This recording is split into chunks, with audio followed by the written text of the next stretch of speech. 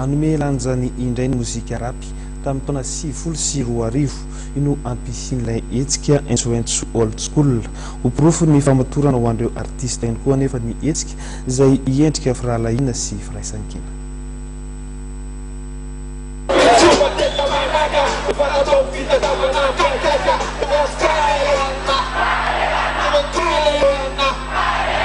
Anmelanja ndray ny rap old school na ny mozika rap gasy tamin'ny fiforonany izany hoe tamin'ny taona 2024 hatramin'ny taona 2025 sy ny soatoavina voiziny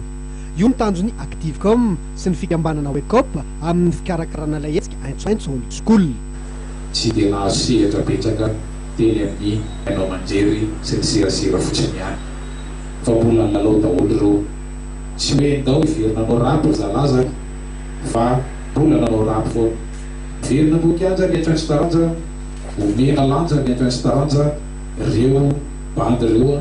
no anisany nanome lanja zany hatramin'izao dia fa izana lanja an'le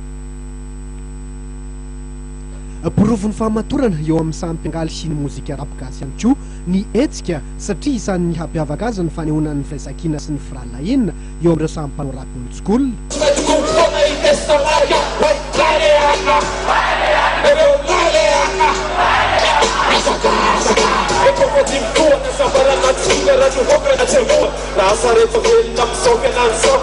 Araka ny nambarany taky zava amin'ny fikambanana wekop nandritra ny valandrezaka mpanao gazety tsy amin'ny planeta Mozatovo dia tarika misy 14 manana maizy azy eo amin'ny gadona rap sy hatra old school no hiaraka hiakatsehatra itsatsahamanitra mandritra ny entsoentso old school raha tsy tansaina fa tsy Mas DNK, X-Crew, Double N, Northern Center, MC Tiganagara, Rapatango, Takodasingabe ary Daop.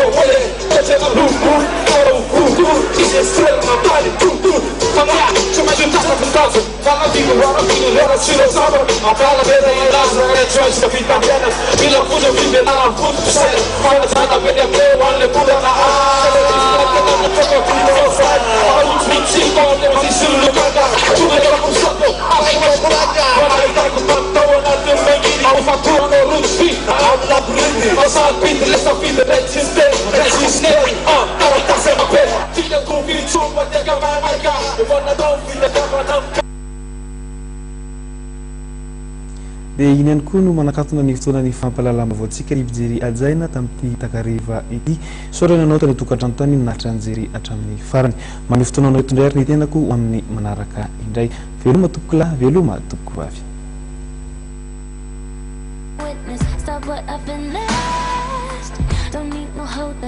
Bijouterie Sandia, Immeuble Arena, Antamène. Manutention, Vovon.